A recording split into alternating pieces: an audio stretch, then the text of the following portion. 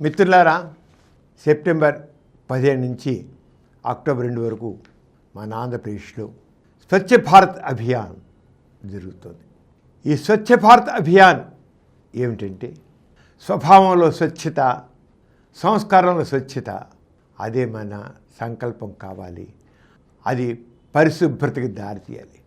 మనసు ఎంత పరిశుభ్రంగా ఉంచుకుంటామో, స్వచ్ఛంగా ఉంచుకుంటామో, మంచిగా ఉంచుకుంటామో, సేవాభావంతో ఉంచుకుంటామో, మన సమాజం, మన దేశం కూడా అలాగే స్వచ్ఛంగా ఉంటుంది. గాంధీ గారు కలలుగన్న భారతదేశం స్వచ్ఛమైన భారతదేశం. మనందరం దేశ సేవ చేయాలనుకుంటాం. దేశ సేవ చేయాలంటే అన్నిట్లకంటే ముఖ్యంగా మనకు కావాల్సింది మన మనస్సుని స్వచ్ఛంగా ఉంచుకుందాం, మంచితనంతో ఉంచుకుందాం, పరోపకారాన్ని మన లక్ష్యంగా పెట్టుకుందాం, సేవా దృక్పథాన్ని పెట్టుకుందాం. తోటి మానవునికి మన ఇంటిని, మన పరిసరాలని పరిశుభ్రంగా ఉంచు. మనసును ఎప్పుడు మనం పరిశుభ్రంగా ఉంచుకుంటామో తప్పకుండా మన పరిసరాలు పరిశుభ్రంగా ఉంటాయి. మన పరిసరాలు పరిశుభ్రంగా ఉన్నప్పుడు దేశం కూడా ఎంతో పరిశుభ్రంగా ఉంటుంది. అది లేకే మనం ఎన్నో రకాల అనారోగ్యాలకు గురవుతున్నాం. అందుకే మహాత్మా గాంధీ పరిశుభ్రమైన భారతదేశం కావాలని కలలు కన్నారు. నా దేశంలో నా ప్రజలు మనసులు ఎంత పరిశుభ్రంగా ఉంచుకుంటారో, ఎంత స్వచ్ఛంగా ఉంచుకుంటారో మన పరిసరాలను కూడా ఉంచుకుందాం, మన దేశ ఆరోగ్యాన్ని కాపాడుకుందాం అన్నారు. దాన్ని పురస్కరించుకుని మరి ఈ స్వచ్ఛ భారత్ అభియాన్ కార్యక్రమాలు జరుగుతూ ఉన్నాయి, ఏటా జరుగుతూ ఉన్నాయి. ఏమిటి ఈ స్వచ్ఛ భారత్ అభియాన్ యొక్క లక్ష్యాలు ఏమిటి, కార్యక్రమాలు ఏమిటి అది తెలుసుకుందాం. స్వచ్ఛ భారత్ అభియాన్ లక్ష్యాలు: పరిశుభ్రత మరియు వ్యక్తిగత పరిశుభ్రత ద్వారా గ్రామీణ ప్రాంతాల్లో జీవన నాణ్యతను మెరుగుపరచడం. 5 ఏళ్లపు భారతదేశాన్ని బహిరంగ మల విసర్జన రహితంగా మార్చడం.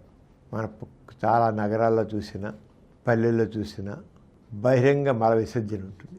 ఇది ఆరోగ్యానికి ఏమాత్రం కూడా క్షేమకరం కాదు. అందుకని బహిరంగ మల విసర్జన రహితంగా మార్చుదాం.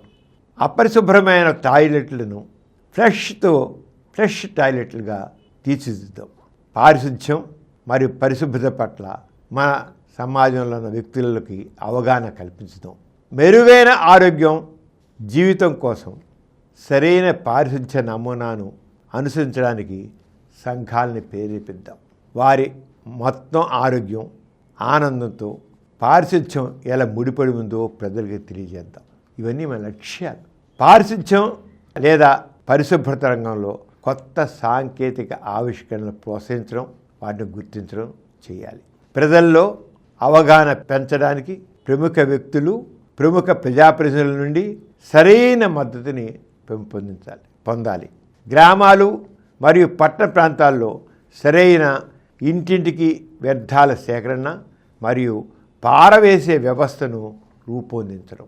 స్థానిక సంస్థల విధులు, సామర్థ్యాన్ని బలోపేతం చేయడానికి అవసరమైన మార్పులు చేయడం. ఇవన్నీ స్వచ్ఛ భారత్ అభియాన్ యొక్క లక్ష్యాలు. పైపుల నెట్వర్క్ ద్వారా గ్రామీణ ప్రాంతాల్లో సరైన నీటి లభ్యతను నిర్ధారించడం. దేశంలోని అన్ని పాఠశాలల్లో బాలబాలికలకు వేర్వేరుగా మరుగుదొడ్లు ఏర్పాటు చేయడం. అన్ని పాఠశాలల్లో స్వచ్ఛమైన తాగునీటిని అందించడం పాటు సబ్బు మొదలైన మరుగుదొడ్లు అందుబాటులో ఉండేలా చూడటం. దేశంలోని అన్ని అంగన్వాడీల వద్ద సరైన మరుగుదొడ్లు ఏర్పాటు చేయడం. ఈ విధంగా పారిశుధ్యానికి పెద్ద పీట వేయబడింది స్వచ్ఛ భారత్ అభియాన్లో. స్వచ్ఛ భారత్ అభియాన్ భారతదేశానికి చాలా అవసరమైంది.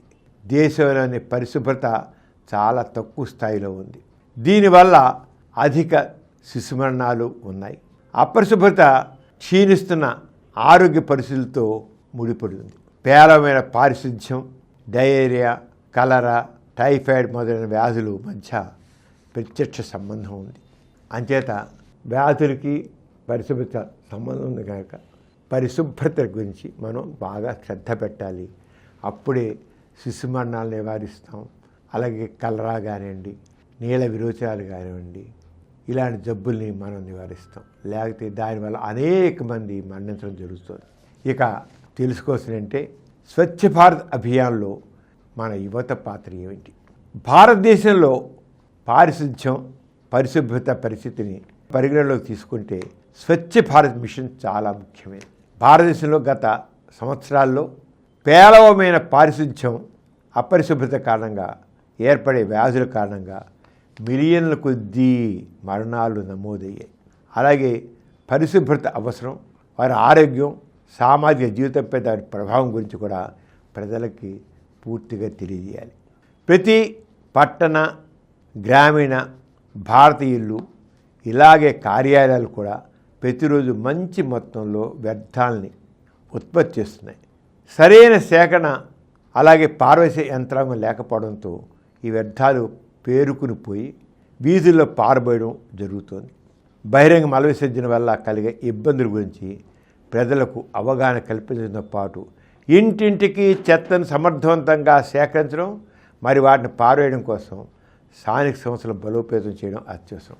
ఇందులో యువత పాత్ర చాలా ఉంది.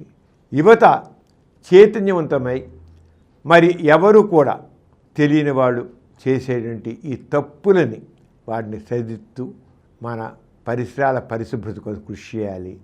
అంచేత యువత చాలా ప్రముఖమైన పాత్ర ఈ స్వచ్ఛ భారత్ అభియాన్లో తాను బాధ్యత వహించాలని మన భారత ప్రభుత్వం కోరుతోంది. అలాగే మహాత్మా గాంధీ కలల కన్నా భారత స్వచ్ఛ భారత్ని మనం నిర్మిద్దాం. మనందరం హాయిగా ఉందాం, ఆరోగ్యం ఉందాం. ఆరోగ్యమే మహాభాగ్యం.